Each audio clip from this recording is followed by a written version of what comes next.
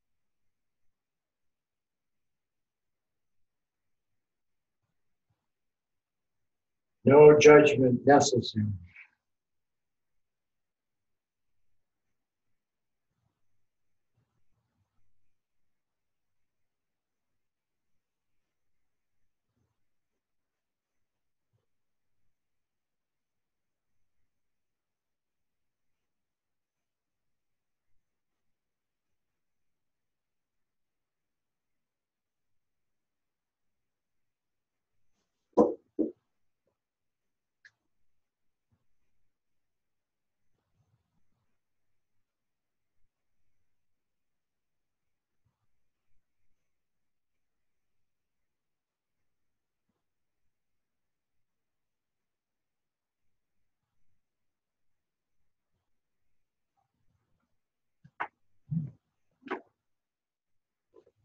Presenting this view in meditation can be explained in many ways.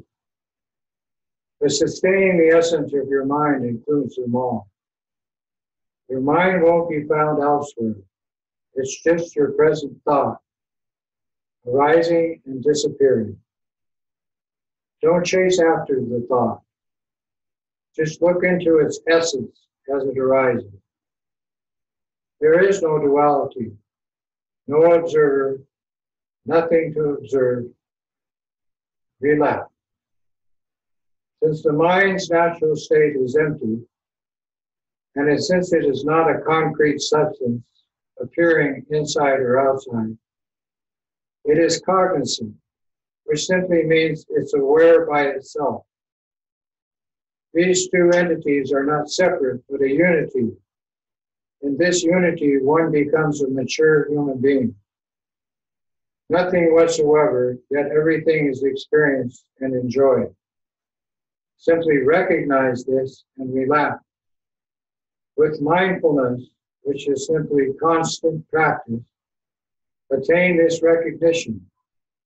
Cultivate nothing else but this. Let all experiences simply be what they are, a freak show. Let it remain naturally. Don't spoil it by tampering, worrying about it, or being fearful, or judging it right or wrong, good or bad, high or low. This ultimate luminosity of your mind is called the Dharmakaya.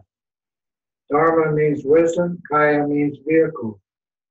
It is unfabricated, extraordinary, natural, pure awareness. Though there are many wisdom words in our lineage, such as Mahamudra, Dzogchen, the Great Perfection, the Middle Path, and all of that, the root practice is included in this instruction. If you still search elsewhere for something better or beyond, it doesn't exist. A Buddha is superior to this, but Buddha simply means mature human being. Since you are chained by hope and fear, give them up.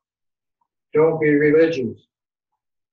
Devotion and gathering the accumulations of virtuous activity are the most important methods.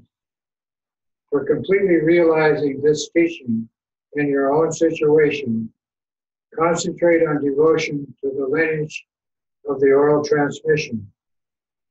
To the gurus, lords of this pure world, apply your body, speech, and mind to what is virtuous and appropriate. Om, Om, Om. Om, Om, Om. Om, Om, Om. Anyway, any questions?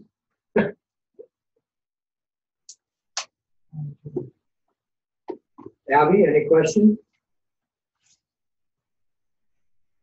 Did he really say it's a freak show? Hmm? Did that author really say it's a freak show? No, I put that in. I was going to say, I've been reading this book. There's a lot of words. Because I'm a freak, I was in this and reading. I'm like, but I won't That judge was myself. That's what they called me in the 60s. You're a freak. It's stuck. Of course. Yeah. Everybody has to do something. So when we do these practices, whether it be the relative practice of healing ourselves, our environment, and the beings around us with the 5 elements practice, anybody can do that. But when you move into this illusory body practice, that means you recognize that everything around you is a light show. It isn't what it appears. You're distorting it with your judgment. You're distorting it with your emotion, preoccupation with it. That means you're distorting yourself. And the more information you gather from everybody else, that's their trip. What's your trip? Get beyond all that. That's the ultimate act. And that's what Manjushri is designed for in Tibetan Buddhism. It's only one of 100 different yoga practices of the illusory body that we do. We have Shenrei Z, 1,000 arms. Wow, try that one. We have Tara, the 5 elements, everybody's mother.